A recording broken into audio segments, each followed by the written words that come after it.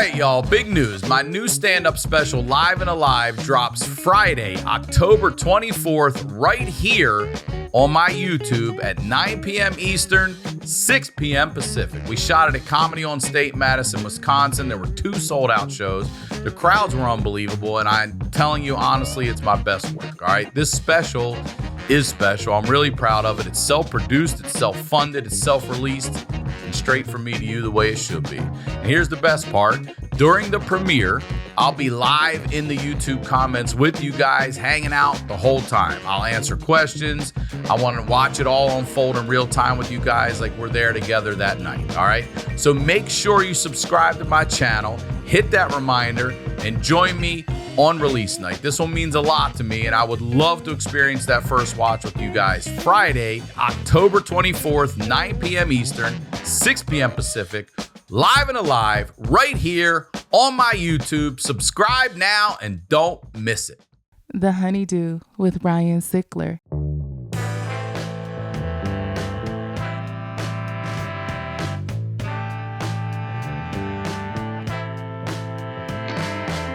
Welcome back to the HoneyDew, y'all. We're over here doing it in the Night Pants Studios. I am Ryan Sickler. Ryan Sickler on all your social media, ryansickler.com. Thanking you guys for watching this show, supporting this show all these years. We've been going now. I'm trying to think about it. We started in January of 2019.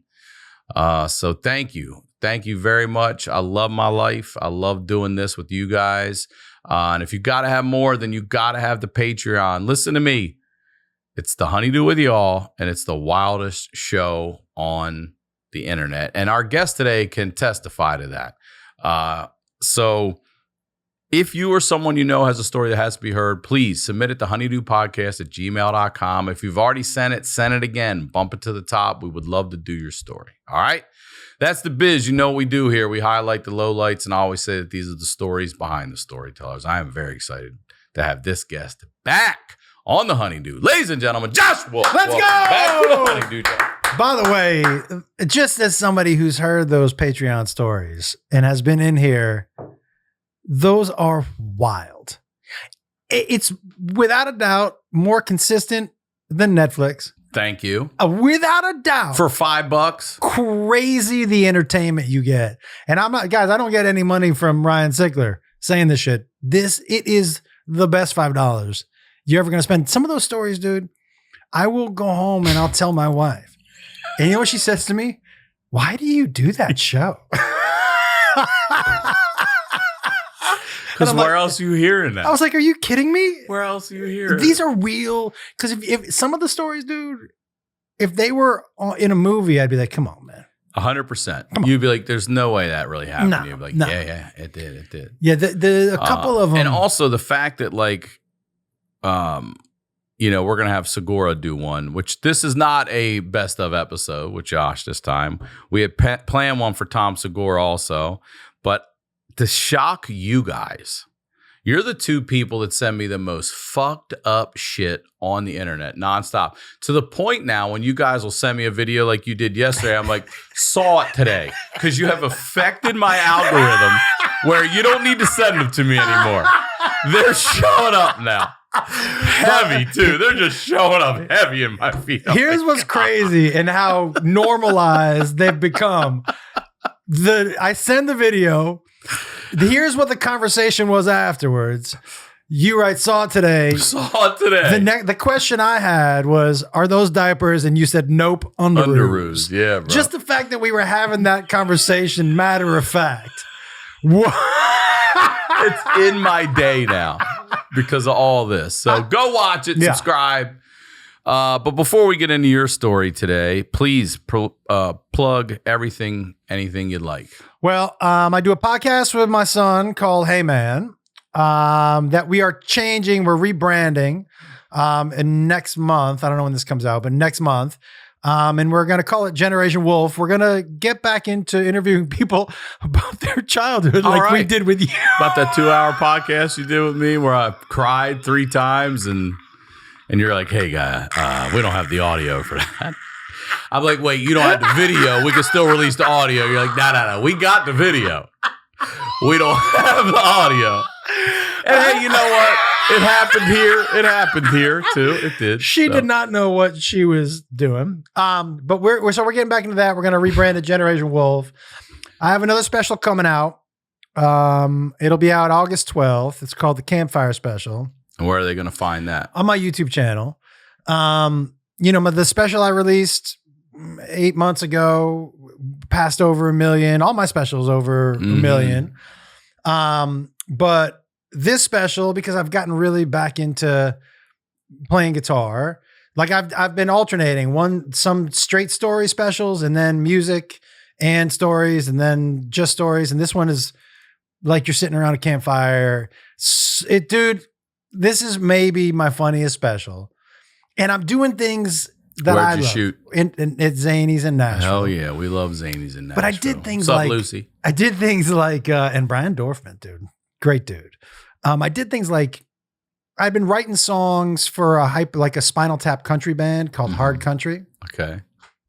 And me and the two guys from a band called Little Big Town, they came and joined me, and we wrote song. We have a song called "Why's Your Titty on Your Back." It's "Why's Your Titty on Your Back." It's so fucking funny, dude. It's all listen.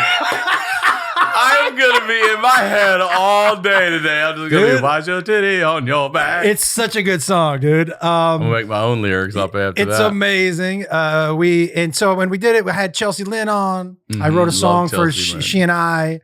And then I did some songs with Jacob, and then stories are in between there. But it's like an hour 15. I had, Jeremiah Watkins and Avery Pearson started a production company. And so they did it. It looks great. I'm so fucking happy. So if you guys get a chance, go check that out on my YouTube page. And just touring, man. ComedianJoshWolf.com. Jacob and I tour around together. He's, somebody, he does 15 minutes. Jay Moore asked me, he goes, "How much time does he do?" I go, 15. And he goes, "How much time does he have?" I go, 2.5. Yup. You know what I'm saying. But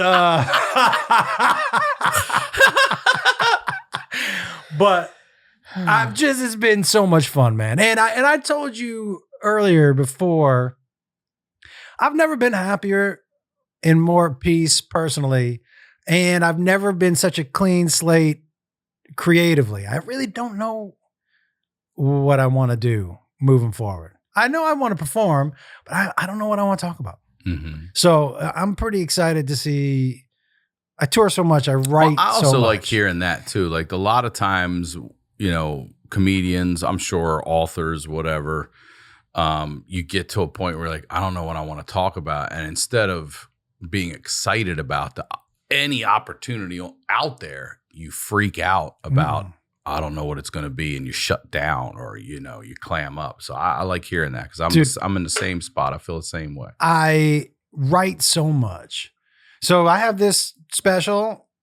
I have other material I'm just going to release over. I don't know. I'm going to put out another story special. I have all the stories lined up for it. I could shoot it. But I think I'm just going to release. It's going to force me to do something different. Because if I release it, I'm not telling that story. Get out of your comfort zone. Yeah. What do I want to do? So I can't wait, man. And we'll see. I might be like, this was the biggest fucking mistake in my life, but I don't think so. But as we know, highlights don't come without the lowlights. So talk to me about taking Jacob out on the road, and like what was the decision to say yes to that? Because as a parent and a businessman, I know you weighed your pros and your cons. What made you say yes to that? And actually, how old was he when you first did this? Well, not just dabbled, but where you're like, okay, we're gonna do this. He was coming on the road with me and selling merch, and we would do Q&As every now and then. And because so much of my material had been about him, my fans knew him or felt like they knew him. Right. And so the Q&As were amazing, and he was so natural, and we have such a cool shorthand. And truthfully, dude, I wrote out pros and cons, and I could have listed 100 cons and only had one pro. And as long as that pro was, I get to spend time with Jacob, it didn't matter what the cons were. It really didn't. Whatever it was going to do with my business, how it might affect it, anything. You don't get to spend, you still have a young kid. Mm-hmm. People have grown adult children. I don't want to fucking hang out with you. And so to be able to. I'm in that window now. Yeah. Like I'm in the window where I got to wait out to whatever, next 20 years, but maybe 30. She'll come back around like, hey. Yeah, because they think you're dumb as fuck. Mm-hmm. I don't know shit right now. Nah. Mm-hmm. And so. Which also is a nice, honestly, I like it because it's a bit of a, grounding. It's a humble check where like, you don't know shit. I'm like, you know how much I know? And then I'm like, I don't know shit. So he asked me a question. I'm like, let's look it up. Yeah, he'll say things to me and I'll agree with and I'll have to Google it. I'm like, what did he mean by Yeah.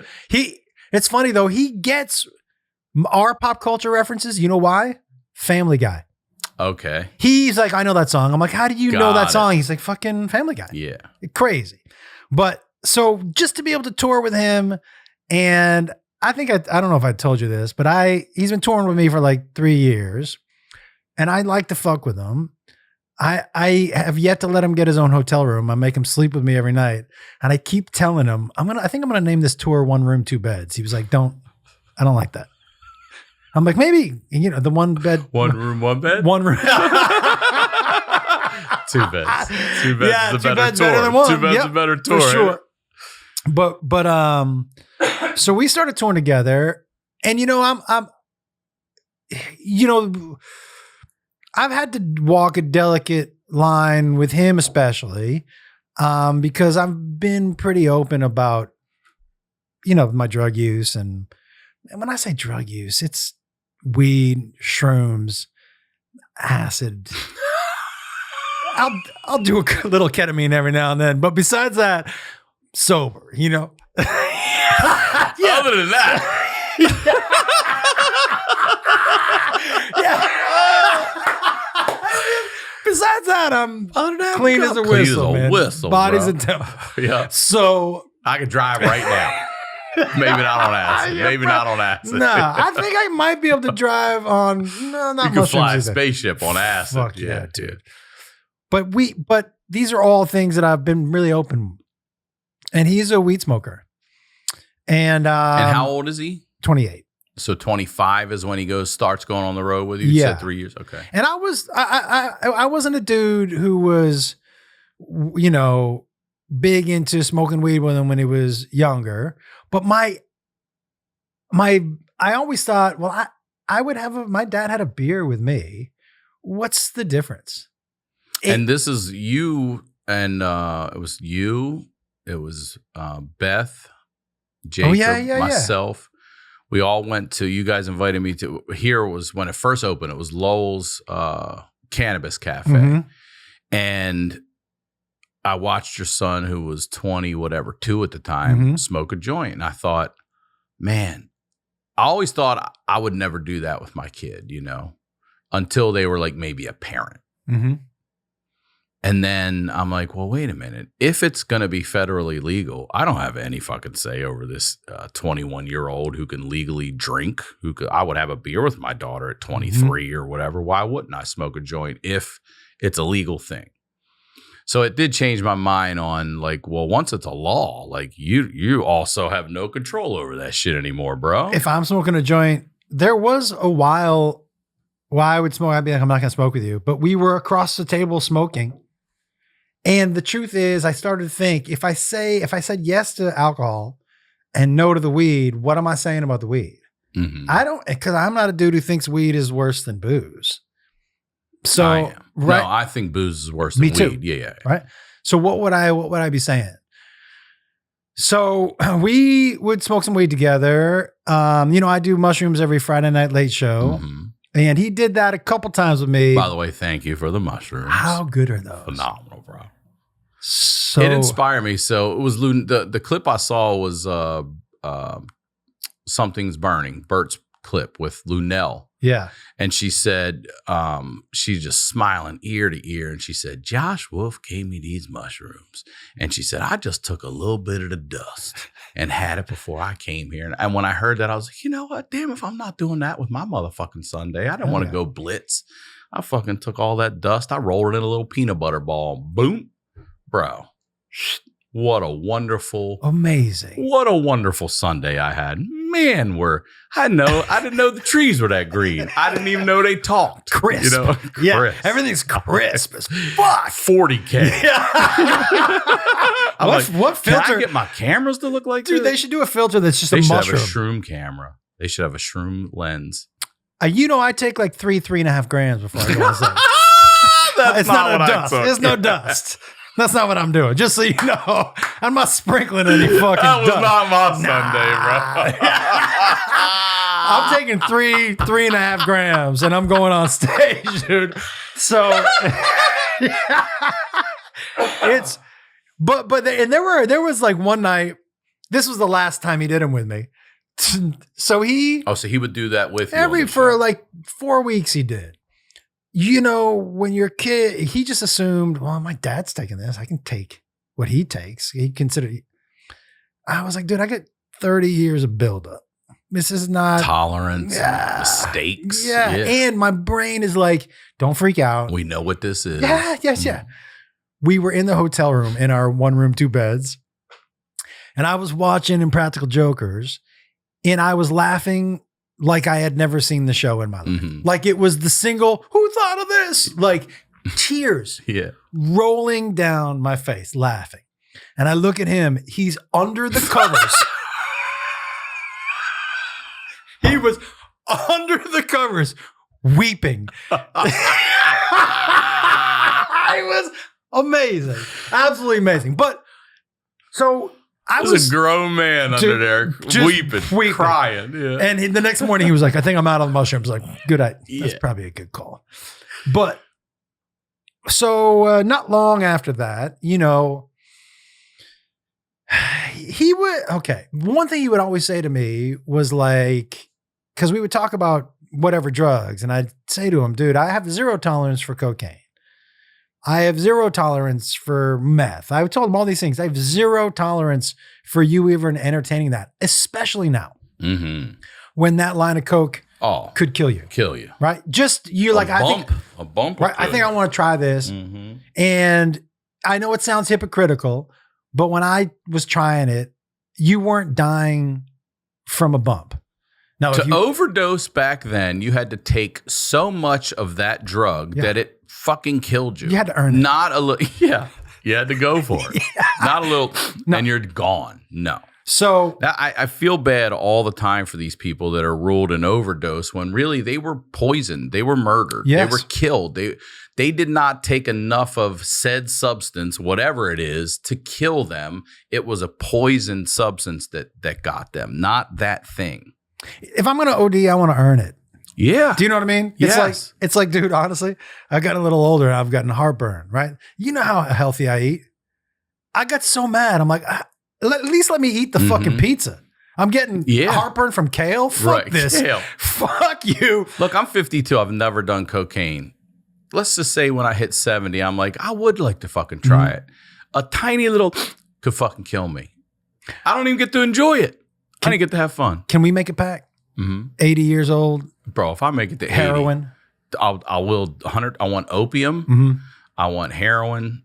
I want cocaine. Not all in the same. Yeah, I was going to say, dude, that's the last day. Yeah. You might as well have 1 foot over the grave. You would coke last so I can pop up one last day. Like, I told you how I'm up out of the coffin. Fuck you. Just done. Yeah. But I'm on record. 80 years old. I want to try it. Because you know why? Because they make it look so fun in the movies, especially, the first half. The second half of the movie, not as fun. You know, when you're sucking dick for. Yeah, I don't want to get that far. You know what I mean? I don't want to do that for anything, you know?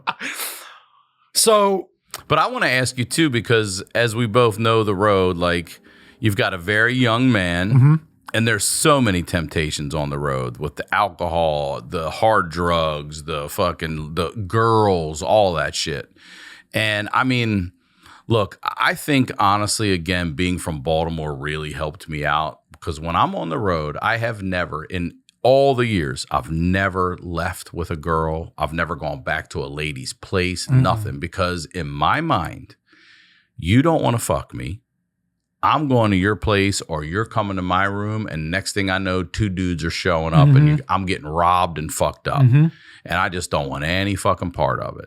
Can I tell you, all honesty, no jokes, it's why it's 1 room, 2 beds. It's why it's 1 room, smart. 2 beds. Okay. Because he's not going out and doing an open mic where nobody knows him. There's nobody throwing pussy at him, because of that. But he's in front of now room full of people who already love him. Young, handsome, too many temptations. And I just was like, this is going to keep him eye on the prize. So out of nowhere, Beth and I got a text from him one night when he was overseas where he basically was like, I'm an addict. I won't go into the specific text because it's pretty personal and I'm not sure he wants me to say exactly what it said, but it was like, because it did say in the text, I'm an addict. I'm a drug addict. What made him get to that? You could see in the text, he felt helpless and felt like he was drowning. And I was like, what? And here's another thing. I go, what drug? And he said, coke. And you hadn't seen him do it or anything? Nothing. And here's his saving grace. He's always been a congested dude. Always runny nose. Always sniffle. Always. So it wasn't something that I picked up on. Looking back, I think I didn't want to see some of it. Because here's the thing, as a parent, and as somebody who's lied as a child, your parents want to believe you. That's what they want. But you're their kid. They want to believe you. So, and they don't want to believe any of the bad shit. So he was in London at the time. He flew back in, and right when he landed, we brought him here to a house. And he went in he left early, which wasn't something that... Like a sober living? Yeah. We wanted him to... I didn't want him to be up at where they make you mango juice and, where you're like, this is nice. I wanted him to be in a room with 8 other dudes on a bunk bed, and learning how to live without drugs. How long had he been doing it? 2 years. And so obviously the whole time you're on the road, a gram a day. God, is he testing it and shit? He said yes. He's fucking lucky. Gram a day in Vegas. That's fucking Russian roulette, bro. Borrowing, stealing money. And how's he getting it? Fans and shit are showing up? He had his own thing. He would find it in Vegas. He had his own connect in Vegas. He didn't do it much on the road because he was like, I didn't think I could fool you. On the road, he was like, if I'm up until 6 in in the one room, you're probably going to catch on. But he was doing a gram a day. And, he told me later, he was like, I was stealing money from you every weekend. Cash. While selling the merch. From the merch. He was like, I was just stealing money. And he was like, you ask mom. I was borrowing money for her for things that I didn't need. I would say something like my rent or my car, or I need a new tire. And he was like, I stole a lot from you guys. But we had to put him in sober living. And it was like, you get caught also as a human. You don't want to make it about you. But I felt such enormous guilt about being so open about drugs and how I was okay with it. And what was my responsibility in his addiction, which was really brutal for me. And I'm just thinking about this now, dude. I think one of the reasons it was so brutal for me is because one of the things we all have our who am I, right? Mm-hmm. if you wrote down who's Ryan Sickler, you would write down father. Mm-hmm. That would be somewhere near the top of the list. That's top. Right? Not only was at the top of my list, I've always considered myself to be a good parent. And it shook the core of who I thought I was. And at the same time, I remember when my oldest son was in Afghanistan and we would call him on the phone. I remember the first time we called him and he could hear that I was nervous. This was the first time when he was at his base and he was like, hey, I'm going to stop you right now. I'm nervous enough. Mm-hmm. I can't be comforting you. So whatever you got going on, get your shit together. Put that shit to the side. Yeah. Because when we're talking. Good for him. That's mature. He was like, when we're talking, I have to forget where I am. Mm-hmm.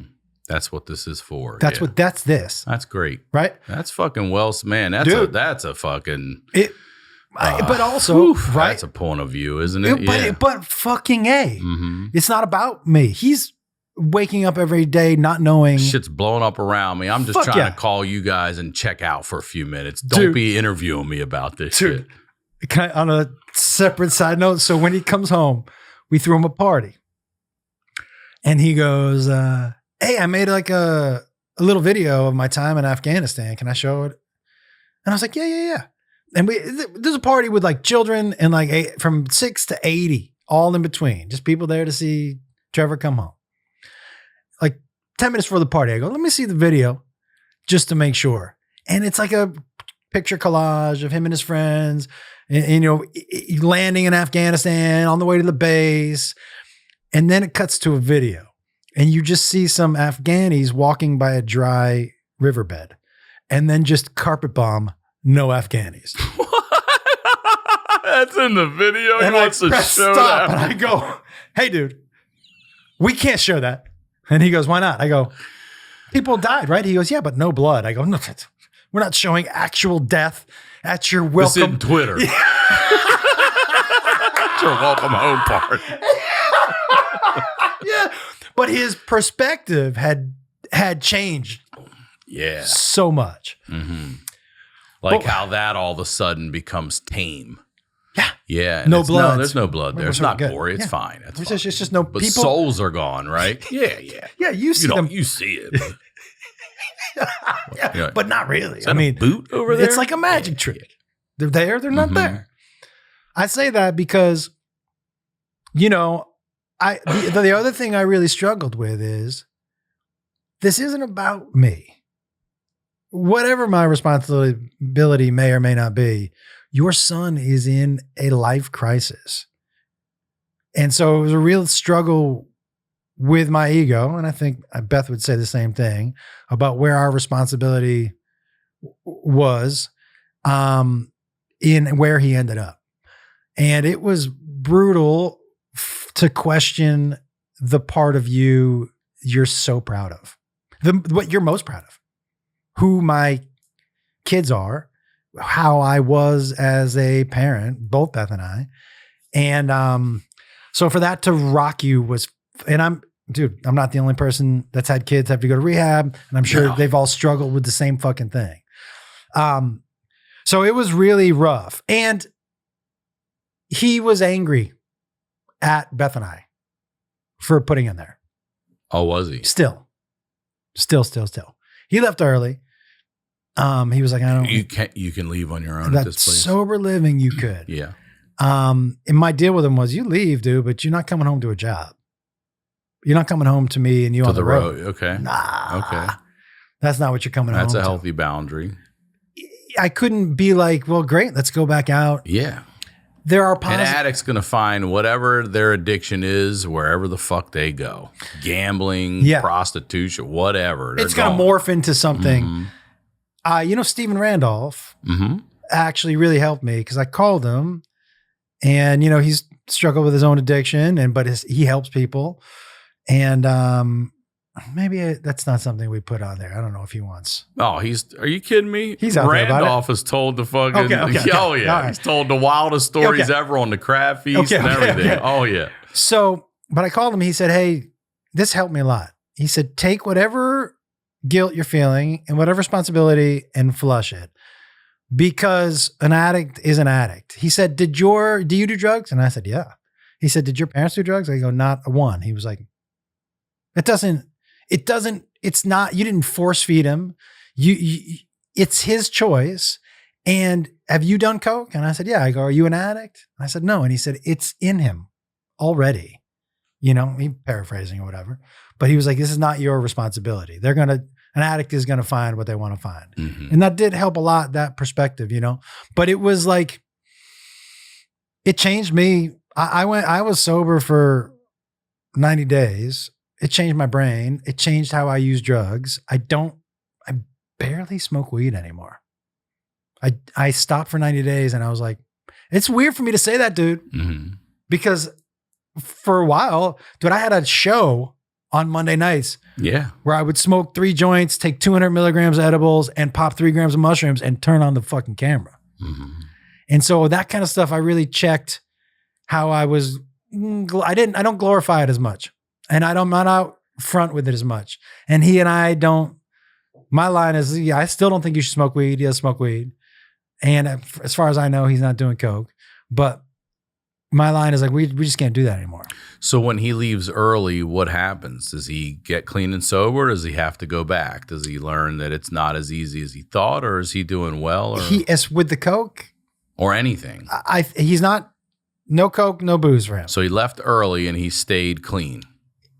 Look, man. I know. Yeah. I've got a cousin who's. But but I think so. Now he's still smoking weed and more than I'm comfortable with, but way better than doing coke, because a gram a day, it's not like your habit goes down. No. And I told him, he was so mad. He was like, I think I could have kicked this without going in. Richard Pryor's got, I'm going to mess it up, but it's always, I forget the year it is, but it's one of those old heads in the neighborhood, and they're like, man, you're addicted to this shit. He's like, I ain't addicted to this shit, man. I've been doing this shit for 20 years. That logic, what I mean? Like, what y'all talking about? I've been doing this shit for 20 years. But the idea, he was like, I could have just kicked it at the house. I'm like, oh yeah, copy. Yeah, but he was like mad, everyone man. Who's tried to kick it, mad, and he's still mad. It's not about kicking cocaine as much as it is about fighting that fucking addiction down. Yep. You know what I mean? Like, yeah, coke's your thing, but you're going to sit in the house and just try to talk yourself out of it. Good luck. And coke leads just to terrible. Anybody who's done a bunch of coke and you're an addict, when you're an addict and doing coke, you're not a good person. You're stealing from people. Mm-hmm. You're lying. You know what he told me, which was so interesting? He said, you know what the hardest part of being an addict was? I said, what? He goes, all the lies I had to keep up with. Living that different life. I had to keep up. I was telling so many lies to live this secret life. It was fucking killing me. He said, that has lifted me more than not doing the coke all the time. But a gram a day is not a little. And he was doing it, he would do it by himself. And he said he did it there was one time on the road. Here's one of the ways, like, I didn't want to believe it. We were in a city and somebody came into the room who worked there. Cause if he needed coke, you can always go into the kitchen. Somebody could find everything you need is under that comedy club roof, or someone can get that. It's in you want pills, weed, coke. It's a little tap. Yeah. Some guy came in and was like, hey, that guy with the long hair wanted some coke. And I was like, I think you got the wrong room. He was like, I don't think so. He's one of the comics. I'm like, well, it's just me and my son. So, and he was like, oh. And I told Jacob, I'm like, this dude came in. And he was like, I don't know who that fucking guy is. That was the one time he said to me, he goes, I thought you were going to bust me then. He's like, I don't know who you're talking about. He's like, nah, this guy right here. Nah, that's my son. This guy no, right that's the guy. He sent me out for it. This is Jacob, right? Yeah, the guy with the long hair. The guy standing right there. You're the guy that goes up there with you? You're like, nah, not my son. Yeah. Like, but I was so blinded by it, man. Yeah, it was so crazy. Because it was right in my face. He was like, that fucking guy. Yeah. And I was like, Jacob. He was like, no, not me. I'm like, not him. Oh, yeah. Shit, dude. But I had never it made me start to question things that I had done with my other kids. And it made me question my entire Tell me about my entire life as a father. And did I really do good by these kids? It's a tough thing to question in yourself. The thing that you, like I said, that you're like, if everything else went away, I could hang my hat on this as a human. And to have someone go, maybe not, dude. Your kid's a coke addict and you do drugs in front of them. I chose Function because it's the only health platform that gives me data most people never get and the insights to start doing something about it. Inside Function, you get access to test over 100 biomarkers, from hormones to toxins to markers of heart health, inflammation, and stress. And for an additional fee, you can also access MRI and chest CT scans, all tracked in one secure place over time. It is a near 360 view to better see what's happening inside your body. And that's why top health leaders like Dr. Mark Hyman, Dr. Andrew Huberman, and Dr. Jeremy London are all behind Function Health. There's nothing the voice in your head obsesses over like your health. But with over 100 lab tests and insights, Function can help answer the questions like, why am I so tired all the time? How can I get better sleep? How do I know if my heart is healthy? I am literally going through this right now, okay? A Function membership gives you a comprehensive health check with results tracked over time. Getting blood work done through Function is the first step toward finding out what you're made of, helping you understand what it takes to live a healthier, longer life. I just went and had my blood work done. I just went and got all my labs. I just went and I'm still waiting for my results. I did my CT scan, 0%, but I'm looking at the inside of the heart too. So I'm waiting on all that. I'm doing all this right now. Listen, I'm 52. If you're getting up there, if you have health issues in your family, genetics, all of it, I'm telling you, try Function now. Learn more and join using my link. Function is a near 360 view to see what's happening in your body, and my first 1,000 listeners get a $100 credit toward their membership. Visit www.functionhealth.com/honeydew or use gift code honeydew100 at sign up to own your health. Now, let's get back to the do. Well, so do you think then, or did you think that parenting was like you're just supposed to bat 1,000? You know what I mean? Like, is that where you were in your mind? Like, oh, if I fuck up here or whatever, then. No, I don't think you ever bat 1,000.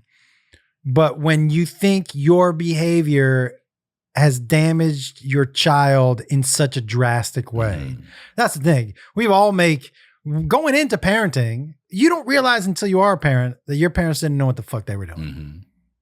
Especially with your first kid, you're like, I have to make a decision that I've never made before. So I'm going to roll the dice and you just do the best you can. And so I've always been, I mean, outside of your mom, I've thought there's, no bad parents. No, I've always been.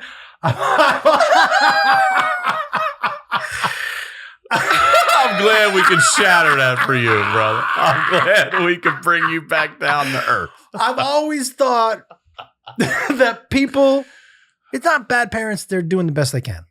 And some people aren't good at it, but they're still doing the best that they can.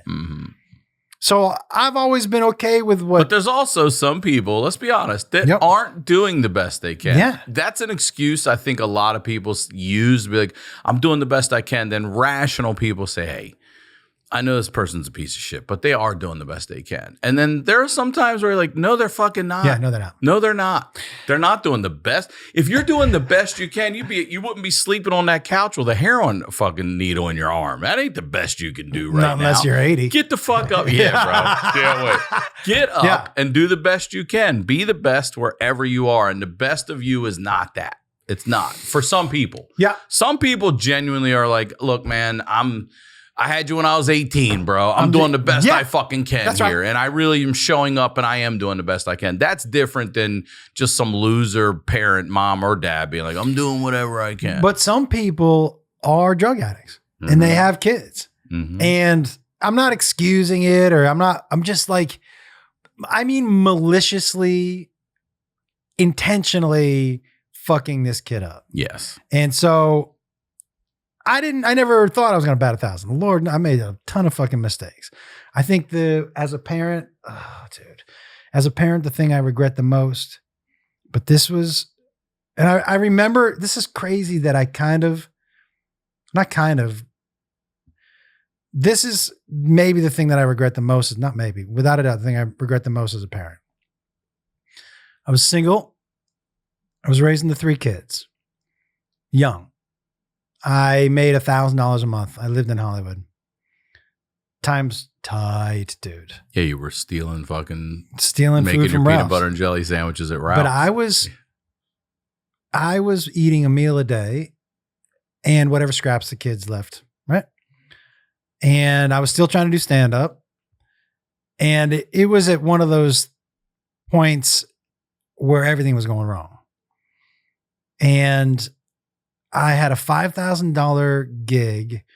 What's the Warren Miller is the guy who makes all the ski movies. And I had a $5,000 gig to do a live intro. I was going to be the host for this Warren Miller. Okay. Right?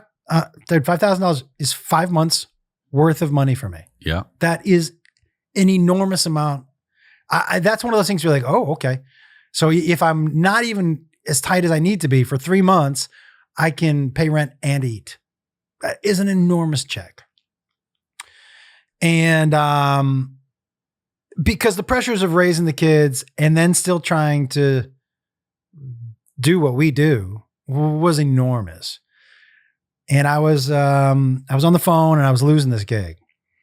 And Caitlin, my daughter, was so good with Jacob. And there were times where I just needed 2 seconds, but she was too small to pick him up. And I'd see him pick him up. And I was like, Kate, I'm on the phone. Kate, you can't pick him up. Don't pick him up, please. You're not strong enough. Kate, as I'm losing this gig, Kate, don't pick him up. And then I lose the gig. I hear a huge crack. I hear a wail out of Jacob that I'd never heard before. She had dropped him going out to the patio on the tracks. Ooh, the sliding glass door track. Yeah, dude. Oh, right across here. And you could see it. And obviously not proud of this and something I've had to work through. Still I work through. This is the only time I've ever been physical with any of my kids, but I open-handed her in the back of the head. Do you know what rocked me again more than anything? Is that she trusted me. That trust got taken for a while. That was so, they trust you to keep them safe. Yeah. And when you're the person that's making them unsafe, that has to rock their that realization came to me in that instant. She wasn't hurt. It's not but she was hurt. I could see in her eyes that the person that because the mom wasn't there. So now she's got me and I've always been Mr. Reliable, Mr. Trustworthy. I'm going to take care of you. And to have that yanked, I could see it. It immediately fucked her up. It changed. Like I learned so much in that moment, right? So I had that was for me bottom. I know parents make mistakes. I'm not a perfect person and I've apologized to her about it a gazillion times. So I wasn't like, parents don't make mistakes, but to maybe have a hand in something that could kill him was like rattled my world. Do you know what I mean? Mm-hmm. It wasn't me losing my temper and calling him a piece of shit or whatever. Although I've never done that, but maybe on stage. Yeah. We get a lot out on stage, dude. Mm-hmm. He said to me a couple weeks ago, "Oh, I'd love to punch you in the fucking face right now." We get a lot out, man. And it's so healthy. We're so very honest with each other and we say shit and then it goes. But to possibly have a hand in something that could kill him mm-hmm. because of him watching me or trying to emulate me was a different level than making a mistake. You know what I mean? Mm-hmm. So I I went to therapy, and talking to people like Steven was amazing. It really helped. And talking to him, honestly. He was like, dude, I want you to know, he told both Beth and I, this has nothing to do with either one of you. You could not have been more vocal about how bad cocaine is. And I tried it, and that was it for me. I've tried it. That wasn't it for me. Mm-hmm. So he was like, you have nothing. So him letting me off the hook helped. But like, it was a real rough 5 or 6 months for sure, you know? And you said he's still a little angry that you guys put him in there. Now, could you visit him while you're in there? Yeah, I came down. You did? I came down. That's allowed? Like visits are allowed? He was mad because in our relationship, me and him and Beth have always talked, and it's always been a conversation.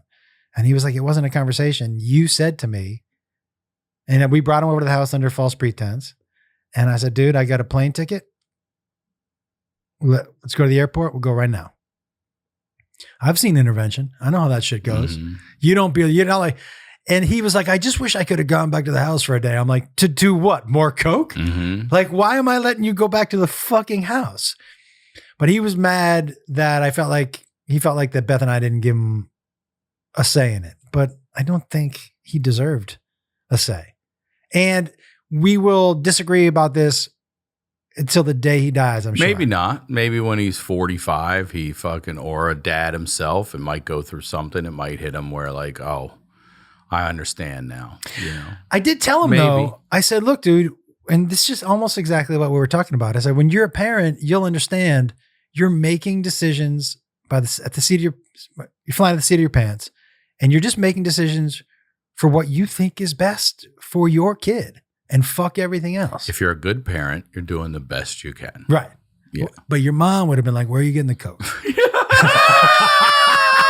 My mother would be like, I got some for you. You're paying too much for your drugs.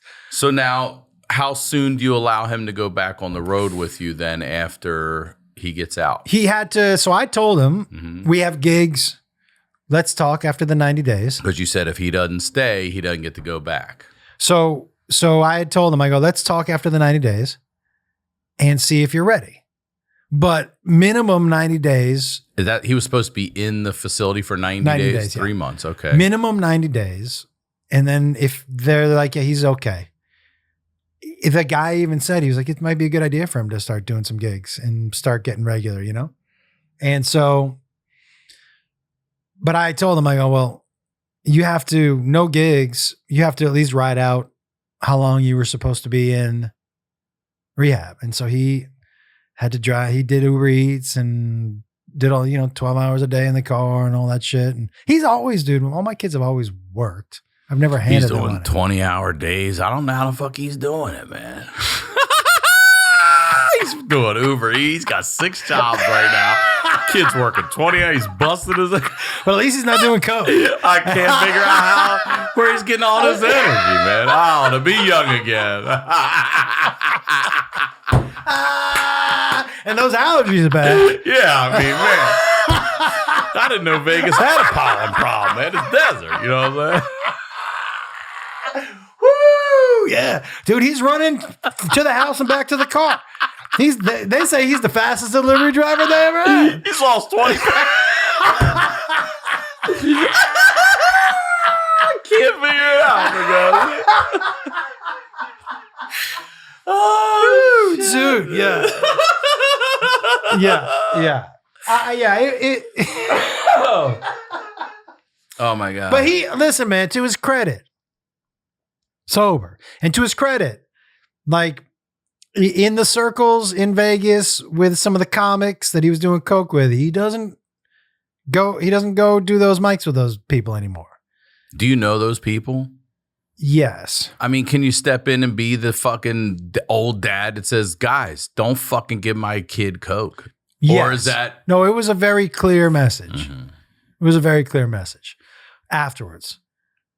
But like, still, a drug dealer is not going to be like, well, your dad told me not to sell this to you. Mm-hmm. So that's not how they operate, I don't think.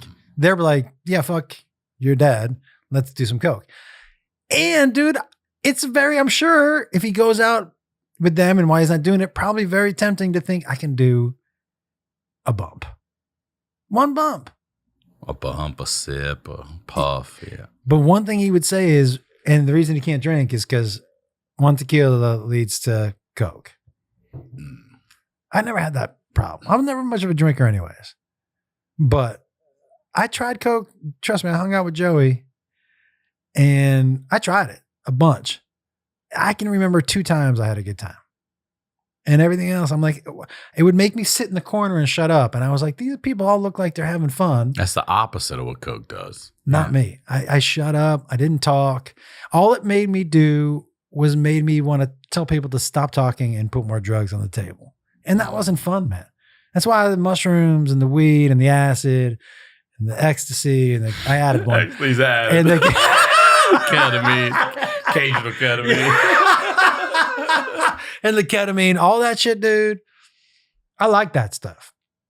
But it really made I've scaled so far back. The mushrooms is the one thing on Friday nights. And I was talking to him about it. I'm like, I don't know if I can do these shows anymore with you. And he was like, why not? And I said, because dude, I can't be out here doing drugs publicly with my son who just got out of, and he was like, well, I'm not doing the drugs. I said, yeah, but it looks so irresponsible. Mm-hmm. And he was like, hey, fuck those people. It's up to me. Whether you do mushrooms or not, if I want to do coke, I did it for 2 years without you knowing. I could go get it right now. You doing mushrooms has nothing to do with me doing coke. And he said, and you like it, dude. He was like, I don't want to take that from you. You like doing it. Don't let this. He's like, you got to push this guilt aside. But outside of tequila, that none of these things are a gateway for him to want to do coke. Alcohol makes him want to do coke, as far as I know, and weed and Uber driving. Yeah, no, all of it. Yeah. No, as far as I know, no, dude. And all, Beth and I. Have you done a show together yet since, or has that not happened yet? You have. Oh yeah, yeah. What was the first one you did together after Sober Living? Well, we went to Australia and New Zealand.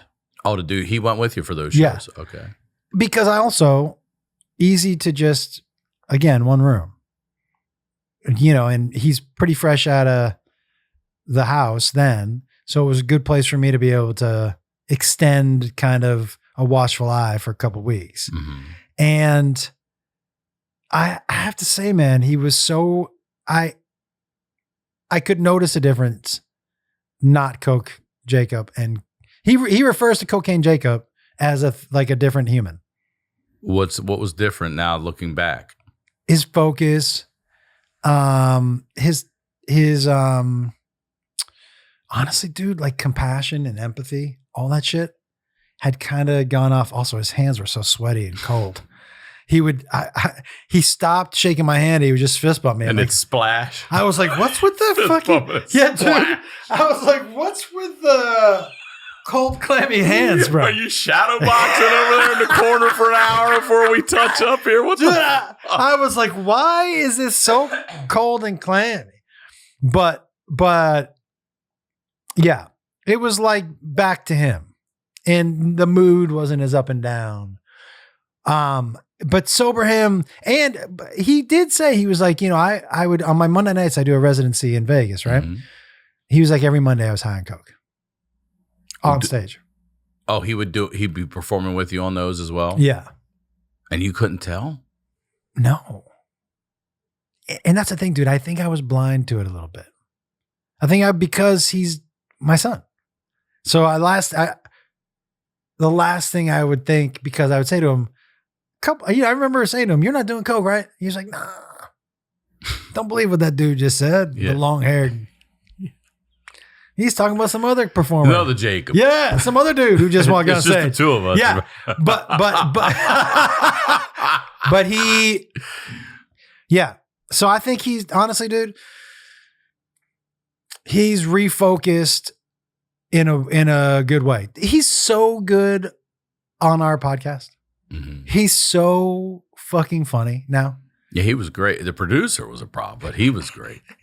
He was fucking great. Dude, Wait, I want to stay on track here. I want to stay on track because we could go off the rails. I want to know, how about with Beth? Like, how did she take all of this? And did she get upset with you that you take them out on the road, or did it cause any problems? Like, what happened on her side of things? She felt the same thing I felt. Not that she did drugs. She didn't notice it either, though, huh? No, she didn't. No. She never once came to you, like, I think, or never. Well, to be fair, she didn't. She wasn't spending the FaceTime with him that I was, you know, and she felt equally responsible, just for different reasons. The one thing that she and I had multiple serious conversations about was just that. She was like, you cannot do drugs anymore. You cannot do drugs around him. You can't do drugs on camera. You can't do that mushroom show. That's done for you. And for 90 days, I was like, I agree. And then I was just like, but why? The more I talked to people, they were like, it doesn't matter. You could be sober for the rest of your life. If he wants to go get coke, he's going to go get coke. You smoking weed is going to have nothing to do with it. I had to hear that from so many different people in the sober world that they were like, it's a nice gesture. It's very nice, but it has nothing to do with whether he's going to be sober or not. So that was she and I did not see eye to eye on that. And I think she had to hear it from more people. And she had to hear it from me when I was on mushrooms. I was like, hey. She's like, listen, fuck face. But it was like a life-changing. I'm a better person. I'm more clear-headed. I'm not doing drugs the way I was. Going sober for 90 days made me realize the amount of weed I was smoking and the amount of edibles I was taking. So let me ask you it this way. You're smoking weed, you're taking edibles. What's a day for you? You're smoking weed and taking edibles at the same time, same day, or are these? I always fooled myself and was like, well, I'm not taking edibles till after 7 or smoking weed till after 7 p.m. But after 7 p.m., dude, I'm not Joey Diaz, but 250 milligrams and 2 joints isn't like a little, but that's nightly. Yeah. Whoo. 250 milligrams plus the joints? Yeah. Holy shit, dude. And then on Friday, you throw shrooms on top of that? That's right. Oh, my God. That's right, dude. That's right. Holy shit. But performing on that much weed. You can? Yeah, that was not even like Friday night show, Josh Wolf, when I get there and I sit in a seat and I'm looking up at Josh Wolf, he's already had at least 2 joints, 250 milligrams of edibles, and how many shrooms? The Friday night show, I'm probably smoking 3.5 grams. That's an 8. 3.5 grams, 3.5 grams for the late show. The Friday show, I'm probably just smoking 1 joint. Oh, that's responsible. Yeah. I'm cutting it in half.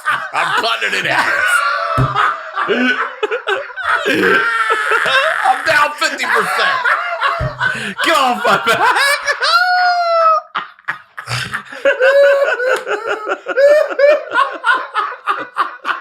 Yeah, I wanted to be responsible for the first show. Yeah, it was just to take the edge off. But man, I can't. I know me. I could not stay focused enough to have that show and perform. I know. I found out, dude, that I had for many years, a strong dislike of myself.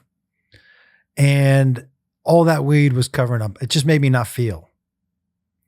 And I stopped. Really? It's interesting because weed makes me feel so much. It made me not feel, dude. Can I tell you, a week after. Like when bad shit goes down, I can't smoke it like I normally smoke it because all it does is make me feel. Dude. Really?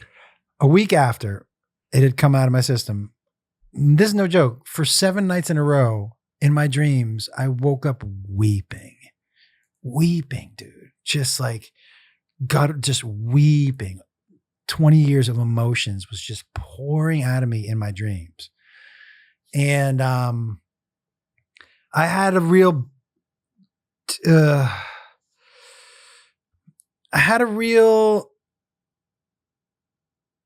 struggle with who I thought if I thought I had been authentically me and who I had portrayed myself to be through my comedy or just out a dude who's always happy all the time, that person doesn't exist. And so if you see that person who's always happy all the time, he's miserable. Agreed. He's miserable. I mean, comedians, you see us laughing clowns all the time. Yep. This is an hour. There's 23 of these motherfuckers. Yeah, more dude. of these in the day. But so I had to do some real work, man. You know, I maybe had always poo-pooed therapy. I spoke to this woman who was like, you know, she kept talking about little Josh. You got to do some work on little Josh. You got to get in there in your brain and tell him whatever he needs to hear because he's hurting. This is all, your strong dislike for yourself is not just from right now. It started way back. And so I had to do some real work, man. And at the end of the work, I didn't have the desire to be high all the time. I just didn't. When I look at a joint now, it used to just be, I'm smoking that whole fucking thing right now. And it doesn't happen. And I do like, I feel things in a way that I had forgotten how to do. It has made me way better as a person. I honestly don't know if it's made me better as an artist. Because in my mind, that's not the top priority anyway. No.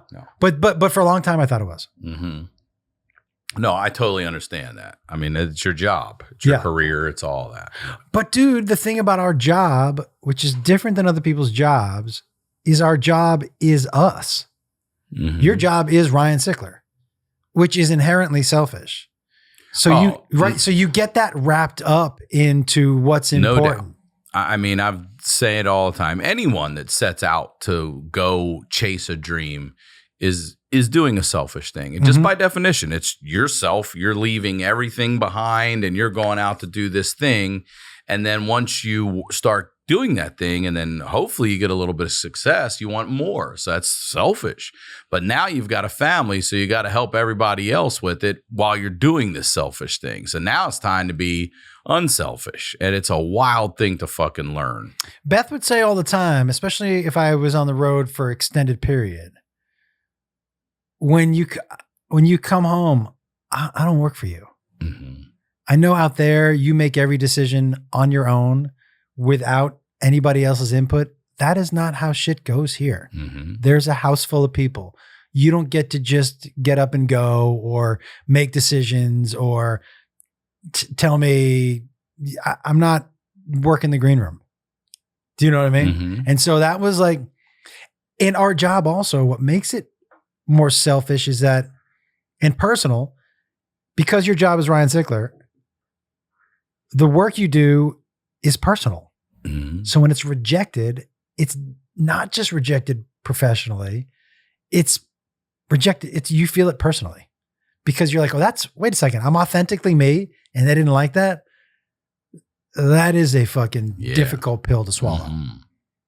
So that's one of the reasons I think artists put up masks for a long time. The fear is to be authentic, and to fail means that is so fucking personal. But because I had lied, I think, to myself for so many years about being authentic, I hated myself for it. And you're better now? You feel good now? Yeah, dude. You feel good with Jacob, or you guys are, and you and Beth? Let me tell you something. I know a little thing, but for so long, dude, I colored my beard. I was so worried about what other people thought. This is as gray as, and it's so funny that the mustache hasn't gone gray. I know. Look at mine too. Like, it's weird. It's like, it looks like almost like I dye a Fu Manchu. Underneath. I'm just letting it go. Yeah. But I dyed my hair for a long time too. Now, it wasn't because I hated myself. It was that I hated the way I looked, because the way I started to go gray was just the sides. Reed Richards? Like Paulie Walnuts from The Sopranos. Then I was like, oh, we can't be rocking this. And this was dark. Like, my eyebrows are still dark. Yeah. And I was like, nah. So I just ferment that shit. And then I would always get a buzz. So I'm like, as soon as it starts to even out, and as soon as it did, I was like, now we're just letting it go. Dude, this was a big I just got back from Greece. This was a big vacation for me. No hat the entire vacation. Yeah. You still have good. It's surprising to me too, because you're how old now? 55. You got a full head of hair. Yeah. You got good hair, but you cover it the fuck up. And you're lucky you have it because you cover it up. Yeah, dude. But it's been something whenever I would look in the mirror and like see you take this, it off, you see like Dwight Yoakam. First time I saw that motherfucker without his hat, I was like, oh hell no, it's all. Yeah. What? It's his hair right here. No. No, for me, I can't stop. You know, we all have our things. Mm-hmm. I couldn't stop looking at my forehead. And I was like, fuck this. And I would just be so self-conscious. But I told Beth, I was like, I'm going to ease into the no hat professionally. Tonight, if I hadn't just hop off a plane, this would have been it's kind of fucked up right now, but it's been under a fucking hat. Yeah. And it's greasy as fuck right now, but it's a lot of it. Yeah, dude, but look at that forehead. Mm-hmm. You know, my mom used to tell me, what? That means you got a lot of brains. And I was like, oh, that means I got a big forehead. That means my mom agrees. But all of that stuff, dude, is how I can tell that when Beth used to post pictures, I'd be like, color in my beard. And now I'm like, I don't give a fuck. I just want to be with you and I want to be having fun. And so these are little things that don't seem like the beard to other people doesn't seem like a big deal. It's part of the mask that I always wore. And so to slowly be able to take off the mask and just has felt amazing. Amazing. Well, I'm happy for you, brother. Thanks you for doing this. I know that wasn't easy to come on and talk about. No, man, it's but like I said, it was one of the most challenging things that I've ever, especially as a parent, but it really has led to me waking up emotionally and in life. Good. In a way that I don't think I would have. So, brother, thank you as always. Thank you, dude. Right there, promote everything you'd like again, please. Watch my special on my YouTube channel. It's called the Campfire Special. It is honestly, and the song, I know when people hear songs, I'm not Sandler, I'm not Weird Al. Those guys are actually good musicians. People ask me all the time, why don't you plug your guitar in? Because when you plug it in, I find you can really hear what it sounds like. So I just play it next to the microphone. Yeah. But some of my songs are only 17 seconds long. I use them for punchlines. One thing, it's been a different type of writing for me. Some of my songs, if I hit a punchline that I can't beat, the song is over. I'm not a folk singer. The jingle. I'm just writing. Jingle. I'm writing jokes. Mm-hmm. And I'll tell you something else. It's done. It's like, like cartoons, animated, they can get away with saying whatever they want. I find the jokes that I write in the songs are so much edgier. My songs push the envelope so much more than my stories that I fucking love it. Like some of them are really, there's a couple, like I wrote a couple Michael J. Fox jokes in a song that I wouldn't have put in a story, but in the song, dude. So the Campfire Special, it's got two of my favorite stories also that I've ever told. One about waiting out overnight for a concert for the first time when I was 16. Yeah. And one about my older brother who used to fart in my mouth. Dude, that story, one of my favorites. But the songs are amazing. ComedianJoshWolf.com for tour dates. And the Hey Man podcast, which is turning into Generation Wolf that I do with Jacob. We'll have you back. I'd love to come back. Yeah. I'd love to go through my whole entire childhood trauma again for 2 fucking straight hours. No problem, man. That would be great. That'd be great. But it was amazing doing it. I thank you so much for always having me on, man. Of course. I love coming in here and talking to you. Thank you for doing it. Yeah, dude. The Campfire Special. Go watch it on Josh Wolf's YouTube. As always, Ryan Sickler on all your social media. We'll talk to y'all next week.